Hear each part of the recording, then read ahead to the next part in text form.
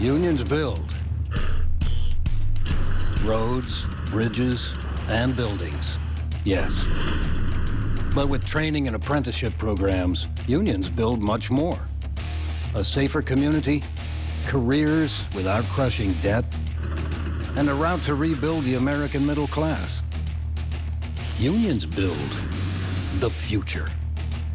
And we're just getting started. Join us. Today on Built to Last, working under pressure. 7 minutes, concrete's gonna be here. An unexpected gift. I felt like a little kid myself, like if I was receiving a present.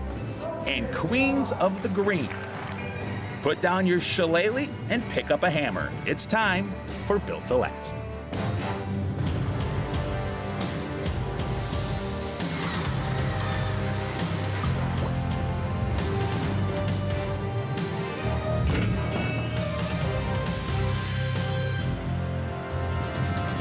Built to Last is brought to you by the Chicago Regional Council of Carpenters Labor and Management Committee and Armstrong Ceilings. Faster, easier, better. Welcome to Built to Last. I'm Mark Nilsson. And I'm Monica Pedersen. We're here at the Chicago Regional Council of Carpenters Apprenticeship and Training Center, where the carpenters of tomorrow learn about the vast array of materials they will eventually use on the job. While carpenters primarily use wood, other skilled workers use materials unique to their own trade. In our first story, we take a look at a trade that uses what is often referred to as a living, breathing material. Who hasn't been stuck in traffic behind these slow mixers? But you might be surprised to know we're in a race against the clock.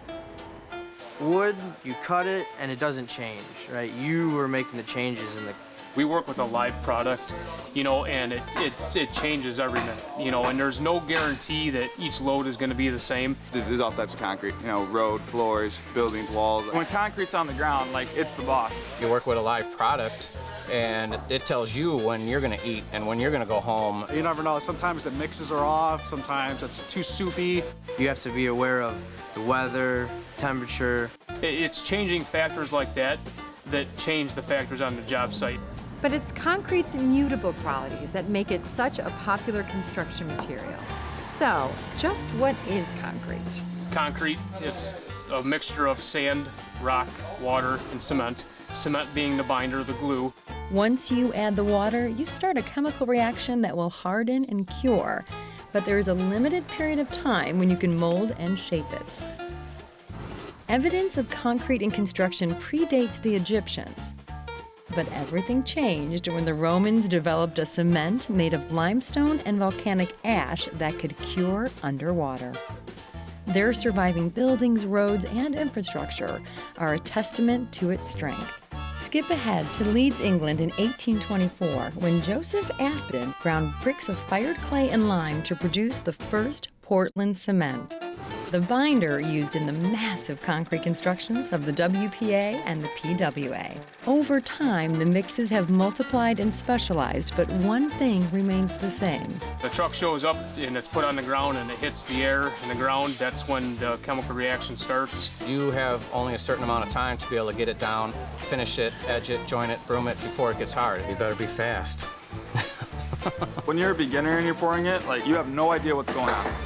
Absolutely no clue. And I had a lot of people screaming over my back trying to get me to hurry up, trying to get me to do things right when I had no idea how to do them.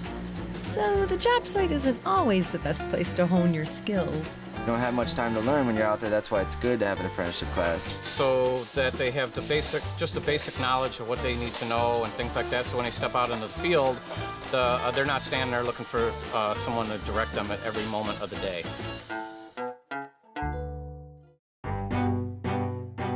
These are our first-year apprentices. They're in their last week of the apprenticeship, working on their final projects, making them mix it by hand, which is nice because they get the actual feel for, how much work goes into it. It's great that we have this facility to train with. Kind of nice because we have the big overhead door we can open up. Like during the winter time, made it really cold in here. Kick the concrete up a little bit with some chloride to, make them see the different reaction times. Everything you do in here, you're going to use on the job site. You're not rushed, you're not in that fast pace, let's go. You have the time to sit there and look at what you're doing, have Mike and Joe tell us how to do it. All these little minute details that you will only learn here because they have time to sit down and teach you hands-on. If I do it this way and it's not right, they'll tell me. And they won't get on my back, but they'll explain. Hey, Mike. Yeah? I just gotta change one work order. Guys, we gotta, instead of this square here, the customer, they don't want it squared like that anymore. They actually want to move it in 4 feet, and they want it rounded. Try to simulate as much real world as possible. There's going to be ups and downs throughout their early career, and take it in stride. Perhaps the most important thing they try to convey is the absolute importance of teamwork. From the time, the morning time comes and you put the first stake in the ground on the form board, until that truck shows up. If everybody's not on the same page, then your day can fall apart in a hurry. Crews vary a lot in the concrete world, so people skills are a must. Starting from, what you can say, what all things you should avoid saying on the job. And just take into consideration what other people have to say. Mike and Joe also foster social skills by encouraging the more experienced apprentices to step up. I try to teach them to take over more leadership roles and teach the younger guys as you go. And they'll put it to the test with 2 groups competing in a little framing competition. We got the ones that think they know it all, and then we've got the ones that, just want to stand back. So we'll see how it turns out. It'll be fun. I got 2 walks going in. 32 feet long, 4 feet wide. Concrete is in an hour. So you have till basically 1:30. At Armstrong Ceiling and Wall Solutions, we take great pride in making a positive difference in the lives of people. With the broadest portfolio in the industry and the technical performance to back it up, you can design and install with confidence. Our ceiling construction expertise, training, and pre-engineered ceiling solutions make it easy for you to seamlessly transition from one end of the building to the other. Improve construction efficiencies and keep every job on time, on budget, and on the mark with Armstrong Ceiling and Wall Solutions. Faster, easier, better. When you need a concrete contractor for your commercial project, you can't waste time waiting through countless unproven contractors who don't specialize in the job type you need or service your area. ConcreteIL.com lets you browse Northern Illinois' top contractors to find the perfect fit for your exact needs. You can filter our vetted list of contractors by both job type and location, and even request proposals directly through the site. Thinking commercial concrete? Think ConcreteIL.com. From bridges and trains to iconic high-rises, have you ever wondered who's powering Chicago? Unlike our sports heroes, they go unnoticed. Yet they proudly keep our businesses, homes, and great city running. IBEW Local 134 electricians and the electrical contractors have the experience, training, and reliability to keep Chicago open for business. To get a job done, it takes teamwork. That's especially true in the trades. We took 2 teams of apprentice masons and put them through the mixer and into the arena in a test of precision against the clock and each other. My father was always a laborer, when he was younger. Some of these guys they've been doing this for years. My father was in this union, so I'm kind of second generation. Like Cody, he's been doing it since he was like 8. So I'm kind of trying to fill his shoes at the same time as making my own name. I poured a lot of residential areas. I worked with a guy, and we poured driveways for finished homes. Mike's been doing it for a couple months longer than me, but he's got family who's been in the trade. I got 2 walks going in. 32 feet long, 4 feet wide, 4 inches thick. I'm gonna be looking for straightness. I'm gonna be looking for levelness. I'm gonna be looking for you guys helping each other out, teamwork, things like that. And it's got to be 4 foot wide. There's no variance. Right. Okay. On Mike's team, we got Mike, Blake, Dan, and Armando. And then Cody's team, we got Cody, Ricardo, Jared, and Terry. Okay. We're gonna be under the gun. Concrete is in an hour. So you have till basically 1:30. We have a team leader for each team, and it's up to them to delegate what gets done by who. Since I'm new, I'm there to learn, and if they can teach me anything, I'll be willing to help. I anticipate that perfection is going to be the #1 goal. I've never been a foreman on a job per se. I mean, maybe one day, hopefully, eventually get to do that. But today's actually going to put me to the test because I'm going to see how well I can hold my temper and actually manage what's going on. We're doing it 2 inches above the concrete, right? Look at your board. Which way is it ground? This has got to be really, really straight. It's all about teamwork, and it's all about accuracy. Under the pressure you're going to come under in the real world. Gotta go that way. Not that, no. Mike's team, they were struggling in the beginning. We were about a half hour into the project. They still hadn't even had a boards up yet. What I would do if I were you guys is you leave a little bit of slack in it so you can put a middle stake in it, okay? I kind of took over a little bit and helped them along. You have to have a straight line anyway, right? Mm-hmm. Correct? For string line. Okay. I understand that. But you can use this too, and now you already have, you know where your line's at. After showing them a couple little tricks, now they're making a lot more progress. I think Cody's team is just a little bit behind. I see a little frustration building. I see some tension involved here. How did you nail that? How do you even know where it's at? I see the frustration building in you. I see the frustration building in Mike a little bit. I see it more in you because I think you have more experience than Mike. It's just, they're new. Yeah, they're apprentices. I'm used to doing it by myself all the time, and I'm used to setting my ways. So you got 3 guys under you? Yes. That's where the communication comes in. See where it's at? We have to do it the way that Mike just showed us. This nail is higher than that nail. 7 minutes, concrete's gonna be here. Good. Communication. You know, that's a huge, huge aspect. Just pound them in for now. Keep going, keep going. You know, you gotta have patience with one another. It's 8 feet from the inside of that board flush. You gotta have an idea what you're doing. You start at point A, finish at point B, and you fill in the middle. That's 2 inches, and we can just run it off that. Dan, come here. Then none of this is 4 feet. I hear concrete pulling in. I hear concrete pulling in. You just keep trying while we got the chance. 30 seconds. 30 seconds to pound in this one stake. 5, 4, 3, 2, 1. Tools down. Tools down. All in all, you guys did good. We didn't do this to make you guys feel down about yourselves. We didn't do this to, you know, embarrass anybody. We did this to make you guys realize this is what it's like in the real world.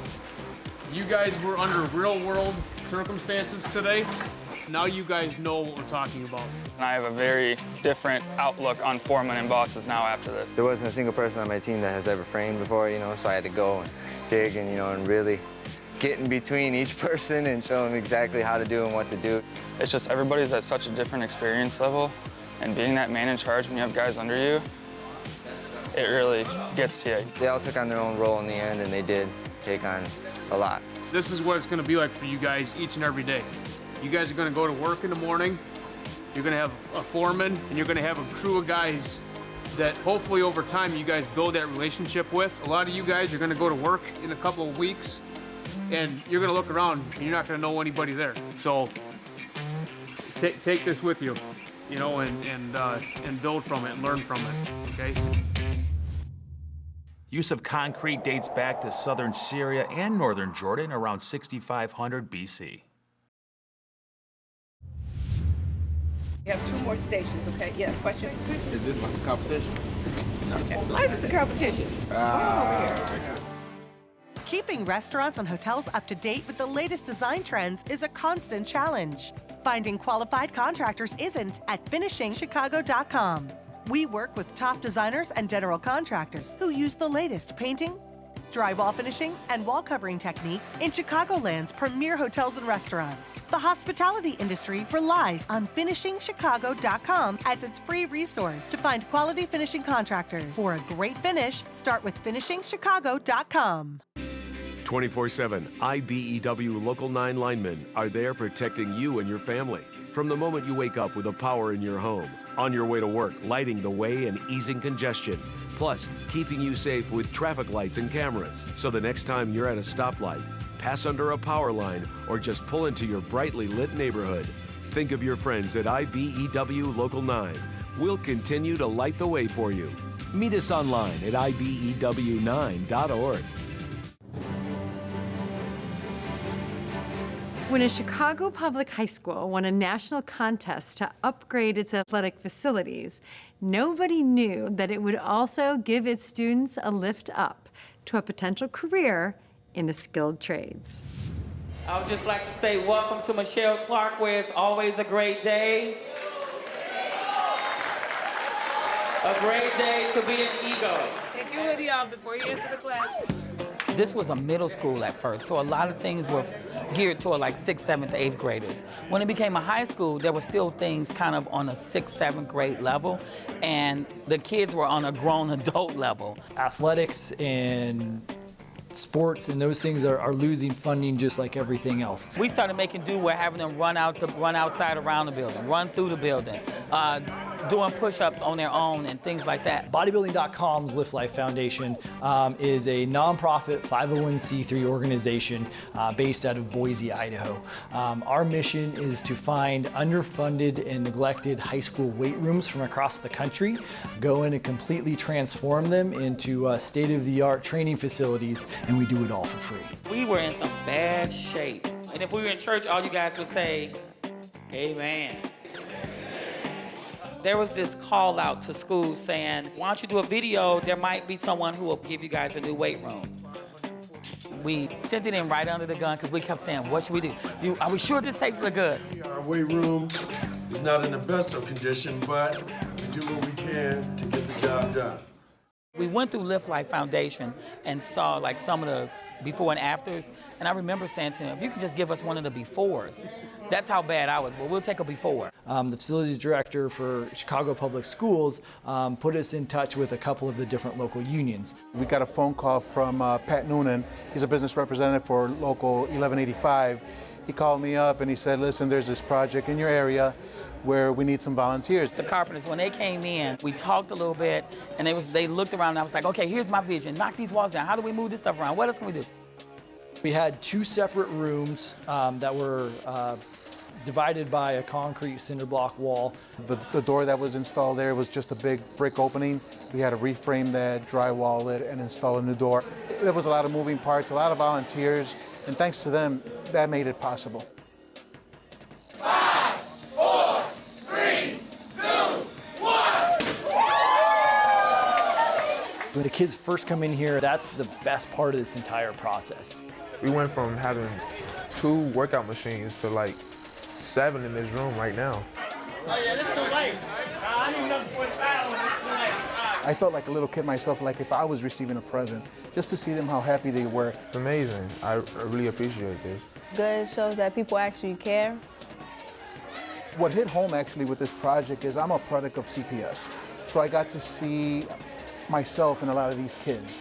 So an active construction site at the school was interesting, to say the least. There are some kids that walk around just saying, show me how you fix that. Show me how to put this together. Maybe what these kids are trying to do is trying to get into the trades and hopefully become carpenters. We've made arrangements now where our kids will get a chance to go to the union to see some of those opportunities, but that was something that wouldn't have happened had this not happened.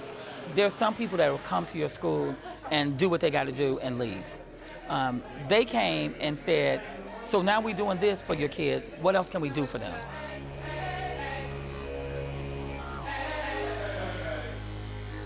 What's up, guys?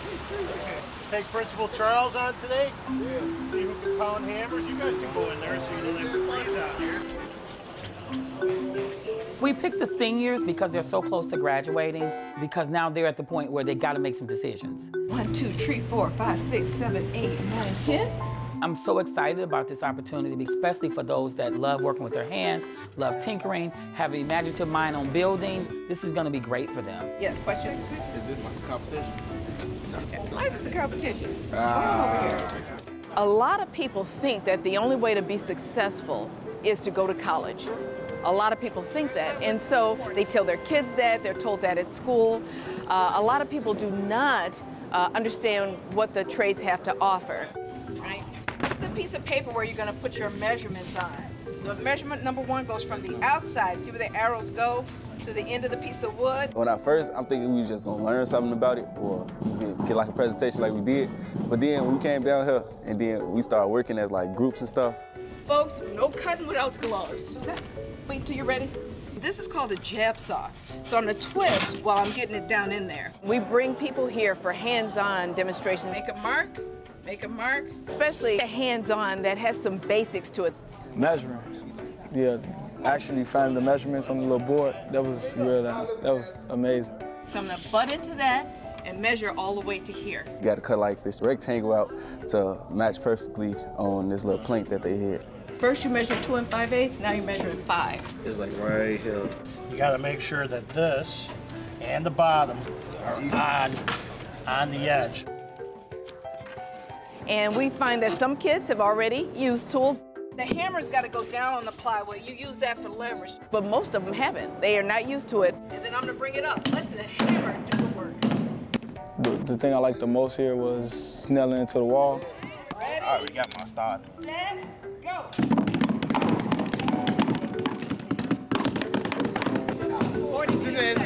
These are not even real nails yet, right? These are 8-penny nails. It's like my first time doing something out the box. I think you went all the way into the table. It's not no everyday thing. Twin, just a hair. Yeah. 1, 2, 3. Here you go. One more. 1, 2, 3. Here you go. I never seen nothing like it. It's a simple food dye, and it's environmentally friendly. So it gives you that great emerald green color.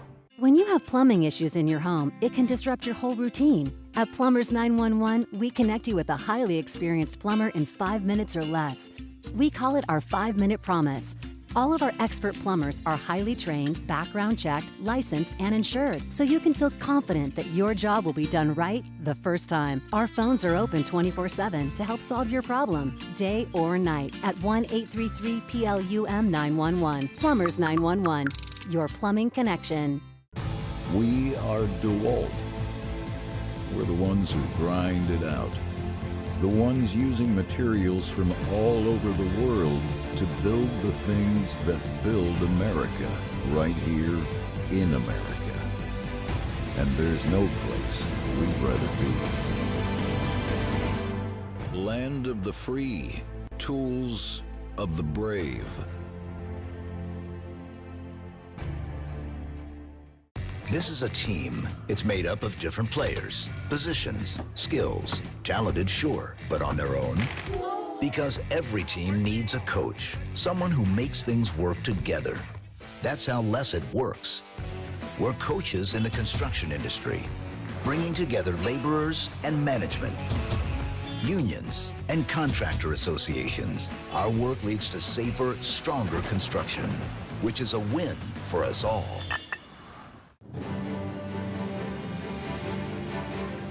Back in the spring of 1962, Chicago began a now time-honored tradition that brings the city together. Had it not been for the Plumbers Union, the tradition might not ever have come to be. Welcome, contestant number 6. We have over 100 girls here today that are all hoping to be queen. This is really the start of the parade season with the announcement of today's St. Patrick's Day Queen. I've been involved here for almost 40 years at the Plumbers Union. We take great pride in being the sponsor of the parade.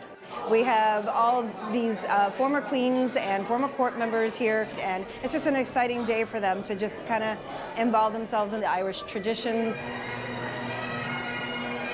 I read the essays that all the girls send. So many of them say that I'm doing it for my grandma, I'm doing it for my grandpa, you know, that they have these wonderful memories of going to the parades with their families and love to kind of honor their families with that. I thought a lot of my heritage and my grandfather, and especially my first year doing it, hearing the bagpipes as the opening ceremony started, just feeling that excitement and those nerves and thinking about him and my family and where my family's from in Ireland was just really, really special for me. To say it's the tradition.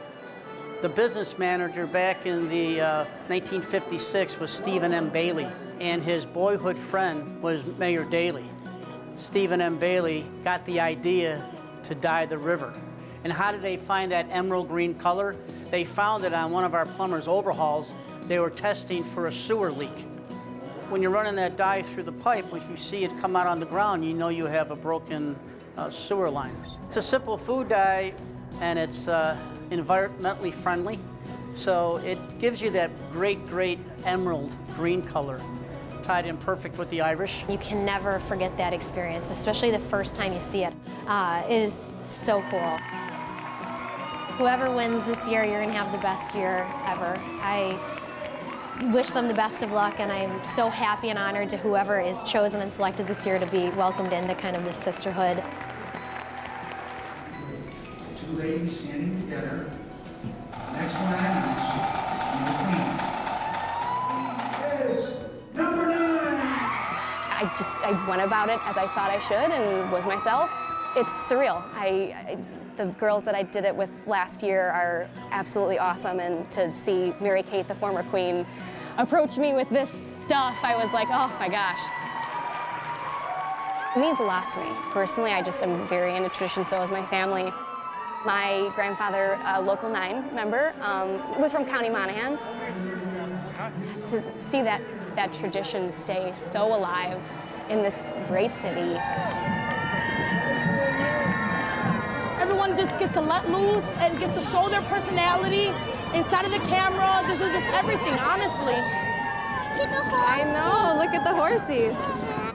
Do you think it's exciting to see the queen? And so being the queen, you're in a horse-drawn carriage when you're the queen. The front of the parade and looking out, waving at everybody. It's amazing just to see all of the people that are there celebrating their Irish heritage. It really is not just the event of the parade. If you are the queen, you're involved in tons of things throughout the year. Media presentations, Mercy Home for Boys and Girls, Misericordia. There's tons of different charities that we work with. So I think it's a really exciting and personal journey for everybody that does the contest. All the different support from Local 1, my dad's an iron worker, to see a big table of Local 1 people here, to see Local 9 people here. They're creating a tradition here that I feel like extends beyond just 130. And the parade committee. Hopefully it'll stay just as big and alive. I don't think it's going to ever end because the girls just love it. And it's like being in a sorority for these girls. Yes, we're very close. It really is like a sorority. I love it. My whole family is involved. My other daughter comes down and helps. All my granddaughters come and help. So it's a very family event. You know, aunts and grandmas and mothers and family members. It's just a wonderful day at Plumbers Hall.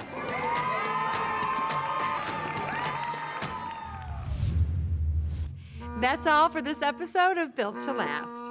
Be sure to check us out on social media. We're on Twitter, Facebook, and Instagram. Hey, Monica, you know why bagpipers are always marching? No, why? Trying to get away from my awful sound. I believe that. Oh my gosh.